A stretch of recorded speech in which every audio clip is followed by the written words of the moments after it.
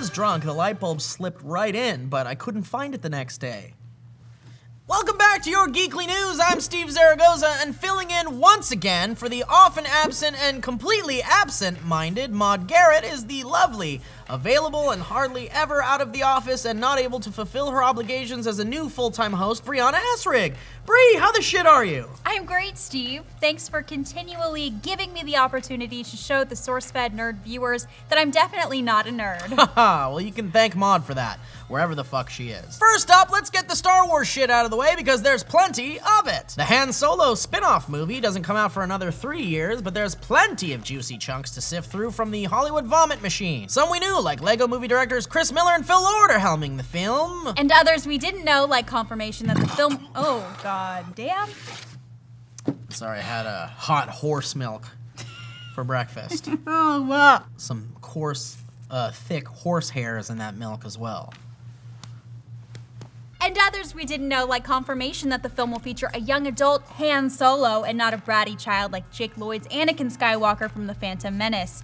Lucasfilm president Kathleen Kennedy told EW that he'll definitely be probably in the high teens, low 20s. We're not introducing you to a 10-year-old Han Solo. Thank Christ, no one wants to see that. Agreed, definitely, probably. And speaking of Solo, you may remember that Harrison Ford, who's playing the vested scoundrel in The Force Awakens, broke his dang leg real bad on the set a while back, which halted production for a bit. And seemed like, at the time, would delay the film and potentially cause big problems for production on the highly anticipated film. Director J.J. Abrams recalls the break as being the greatest gift to The Force Awakens. I said break because he broke his leg. I get that. Okay. According to Abrams, it gave him and the production some much needed time off to reshoot stuff they weren't happy with and rehearse with actors. Abrams went on to tell EW, "It was obviously a horrible experience that I wish had never happened for obvious reasons, but the truth is, once we knew that Harrison was going to be okay, we all realized that this was the greatest gift to the movie, and I would think that any filmmaker would say, if I could get a break after a month of shooting for a few weeks to recalibrate, I would take it." Yay for broken bones on old people. And in sequel news that actually doesn't upset me, Shane Black, the director of Kiss Kiss Bang Bang and Iron Man 3, is directing a Predator sequel with Fred Dekker. He's the guy that wrote the cult hit Monster Squad starring Tom Cruise.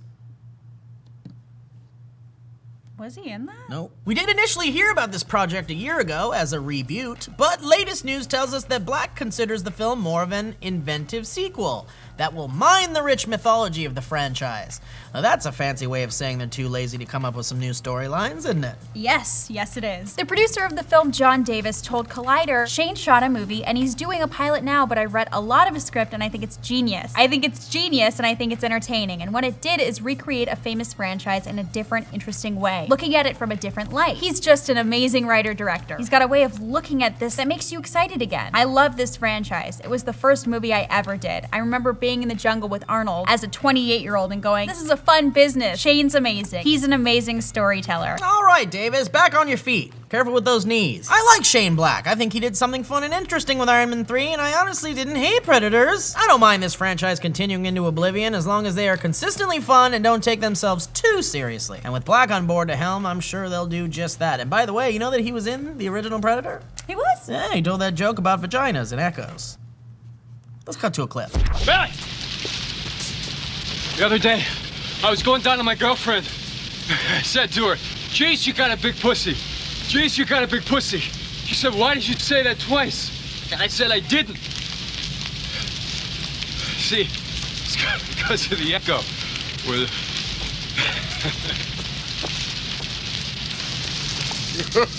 Oh, I'm so glad I'm a lesbian. More on the lighthearted side of things, this weekend the annual D23 convention will be fucking up traffic in Los Angeles County just so grown adults can stand in line for hours to score special posters and collectibles meant for children that Steve wants real bad. Not only all of that, but there will also be plenty of teases to future Disney films. While it has been announced that there will be no Force Awakens footage being shown, there's rumors of Captain America's Civil War clips and posters for upcoming Pixar films. This photo leaked this morning revealing posters for The Incredibles 2, Cars 3, and Toy Story 4. While Incredibles 2 and TS4 are welcomed with open arms by all, Cars 3 just seems to be a blatant money grab. Let's cut to field reporter and professional intern Sam Bashor with his thoughts on the matter.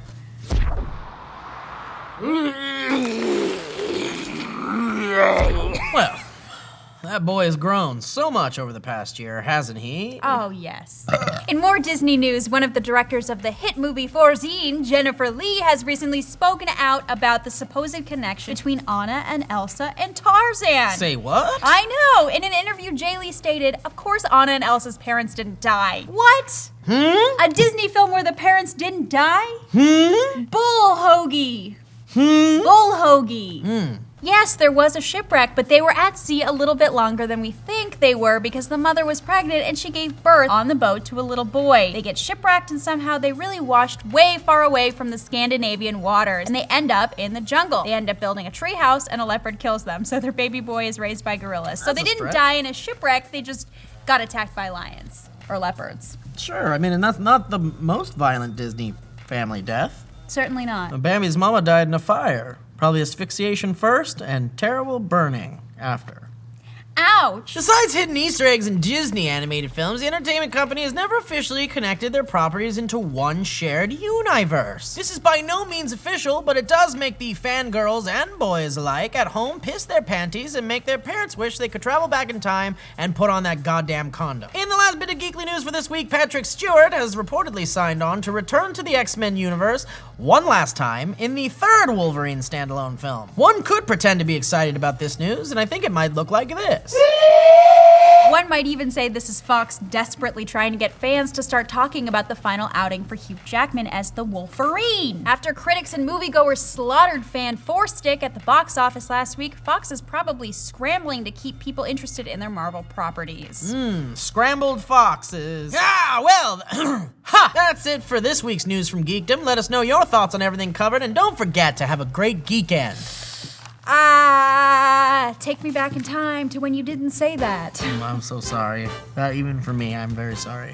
You should be. Exciting changes, exciting changes, exciting changes are happening. Exciting changes, exciting changes, exciting changes are happening. Exciting changes, exciting changes, exciting changes are happening. Exciting changes.